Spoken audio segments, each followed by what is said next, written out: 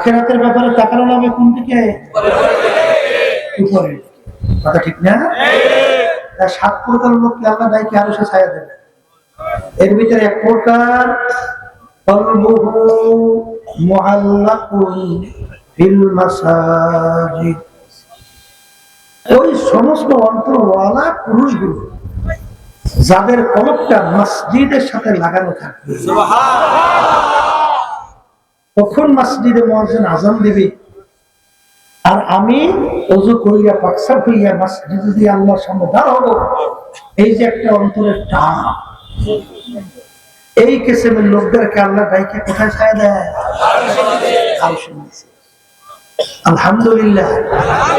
ছায়া পাইতে আমরা রাজি আছি না? হ্যাঁ যুবক, 7 প্রকার লোকের ভিতরে ওই এক শ্রেণীর যুবক, অসাবুন নাশা ফি ইবাদাতিল্লাহি তাআলা। ওই যুবক, যেই যুবক তার জওয়ানিটা আল্লাহর হুকুম মেনে তরিকা অনুযায়ী চালাবে, ওই শ্রেণীর যুবকদেরকে আল্লাহ ডাইকে তার আরশে ছায়া দান করবে। আর এক শ্রেণী ওই জাকিরিন, আর এক শ্রেণীর ওই জাকিরিন যারা নির্জনে গোপনে আল্লাহর জিকির করতে করতে হাফাজাত আইনাহু, তাদের 2 চোখের থেকে পানি ছাইরা গুনার কথা মনে করিয়া আল্লাহর কাছে মাপ চাবে, ওই জাকিরিনকে আল্লাহ ডাইকে তার স্পেশাল আরশে ছায়া দান করবে। ওই শ্রেণীর মানুষকে আল্লাহ আরশে ছায়া দান করবে যে ডান হাতে দান করছে, বাম হাত তা জানে না। এর অর্থ কি? গোপনে না, দানটা করবে আল্লাহকে রাজি খুশির উদ্দেশ্যে। দানটা করবে কার জন্য?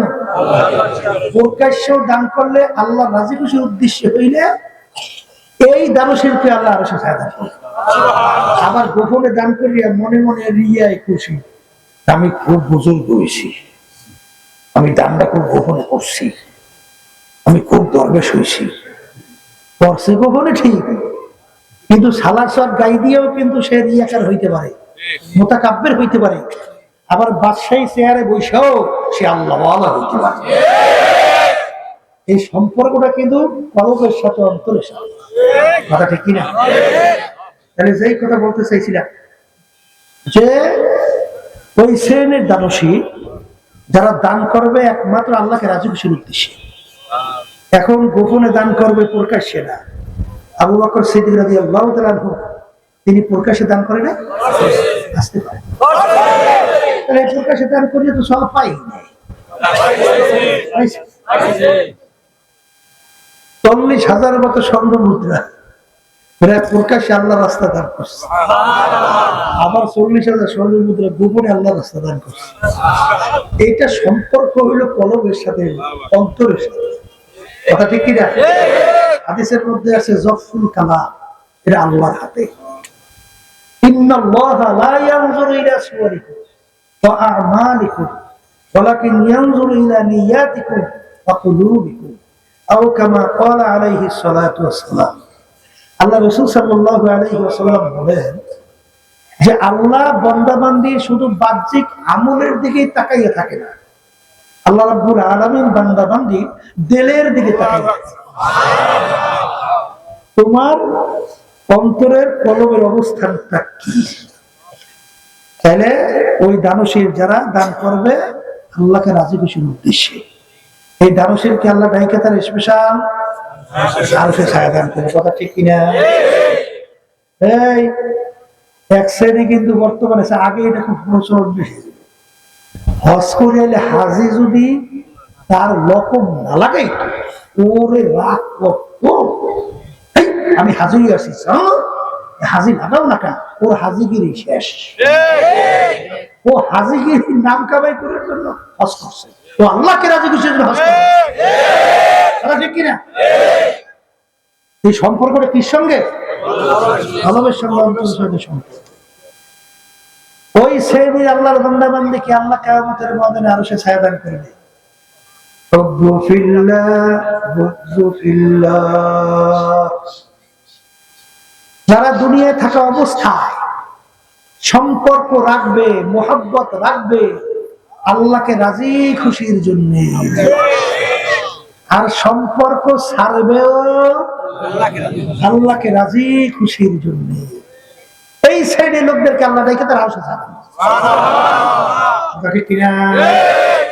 অনেকে কিন্তু সম্পর্ক রাখেন দুনিয়ায়, বিশেষ করে রাজনীতি দলের নেতাদের এবং যারা বিভিন্ন রাজনীতি করে। এক শ্রেণীর রাজনীতি দলের নেতারা আদর্শ নিয়ে আসছে প্রচলিত গণতন্ত্র, আর এক শ্রেণী নিয়ে আসছে ধর্মনিরপেক্ষতাবাদ, আর এক শ্রেণী নিয়ে আসছে কেউ খাবে তো কেউ খাবে না, তা হবে না, তা হবে না, কমিউনিজম, কমিউনিস্ট, কথা বলছে এইরকম। আর এক শ্রেণী নিয়ে আসছে আল্লাহ এবং আল্লাহ রসুল নীতি আদর্শ বাস্তবায়ন করবে, এই রাজনীতি নিয়ে দাওয়াত নিয়ে। এখন কিন্তু পরীক্ষা শুরু হয়েছে যে এখন নীতি আদর্শ তো অনেক আছে না, এখন তুমি কোন নীতি আদর্শটাকে গ্রহণ করছো এবং কোন নীতি আদর্শটা কার সাথে সম্পর্ক আছে।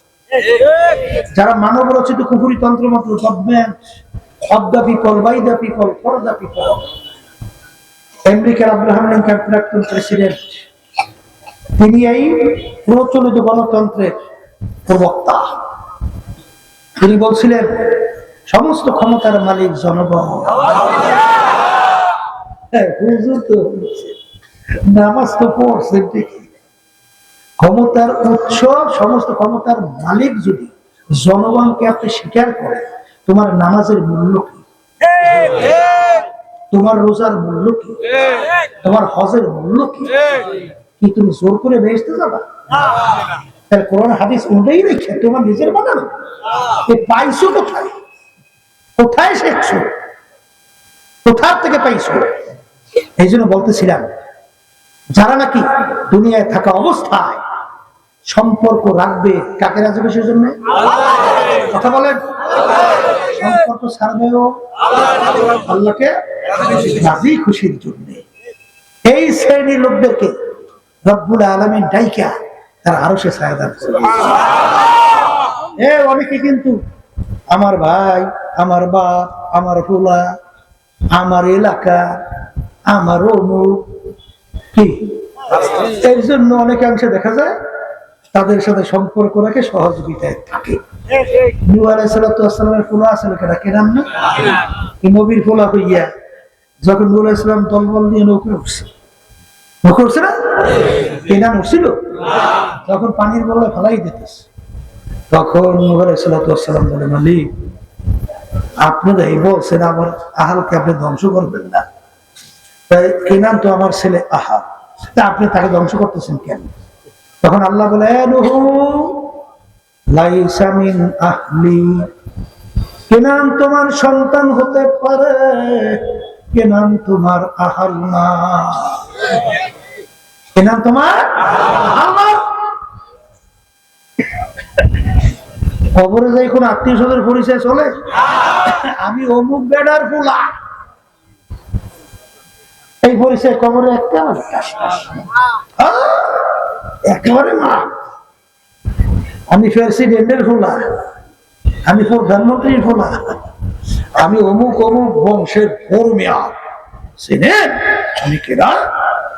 আল্লাহ রাব্বুল আলামিন বলে, শুনেন কুরআন কারীমের আয়াত, হ্যাঁ, উযকুরুল্লাহা কাযিকরিকুম আবাআকুম আও আশাদ্দা যিকরা। আমার মালিক বলতেছেন, আল্লাহ বলতেছেন, হজের পরে এক শ্রেণীর মানুষ বসে বসে চাটামি মারে, চাটামি আছে না আমাদের দেশে, চাটামি, এই আমার চিনিস আমি অমুক বংশের চৌধুরী, আমার চিনিস আমি সৈয়দ, আমার চেনো, এই আমি তালুকদার, এই বলি চাটামি আছে না? আল্লাহ বলতেছে, তোমার বাপ দাদা 14 গোষ্ঠী এবং বংশের যত আলোচনা বেশি করো, এর চেয়ে বেশি আমার জিকির করো। কথা বুঝেন না?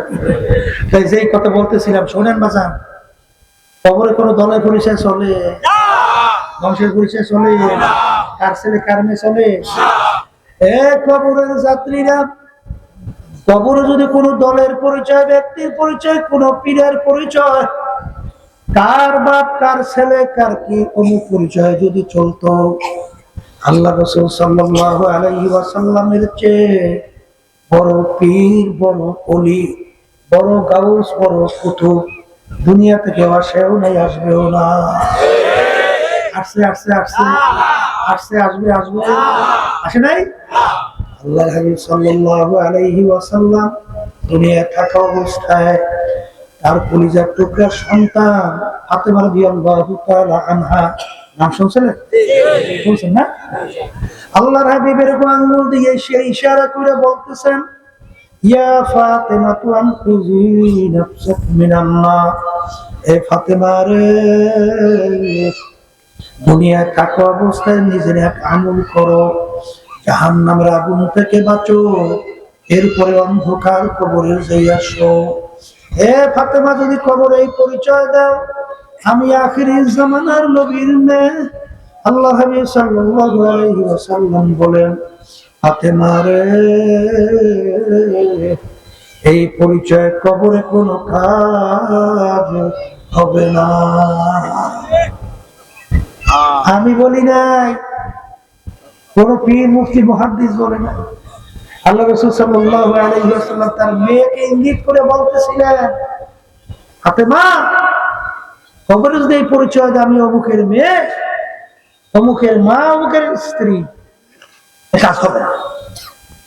নিজের এক আমল করো, ইমানকে নির্ভেজাল করো, এরপর কবরে যাও। এখন নিজেকে নিজে একটু প্রশ্ন করে উত্তর নেন। আল্লাহ রাসূল সাল্লাল্লাহু আলাইহি ওয়াসাল্লাম তার মেয়ের ব্যাপারে যদি নাজাতের গরু গ্যারান্টি কবর না দিতে পারে, এখন বলেন তো যে কে কোন পরিচয় দিয়ে নাজাত পাইবেন?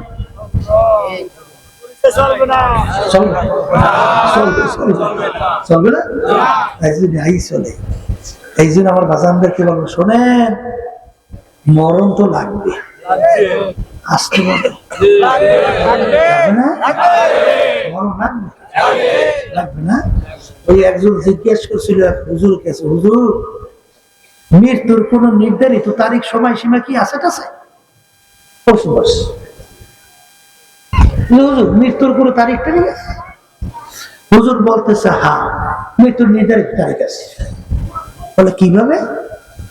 বলে তুমি যেই তারিখে জন্মগ্রহণ করছো ওই তারিখ নির্ধারণ হয়ে গেছে, তুমি মরবা।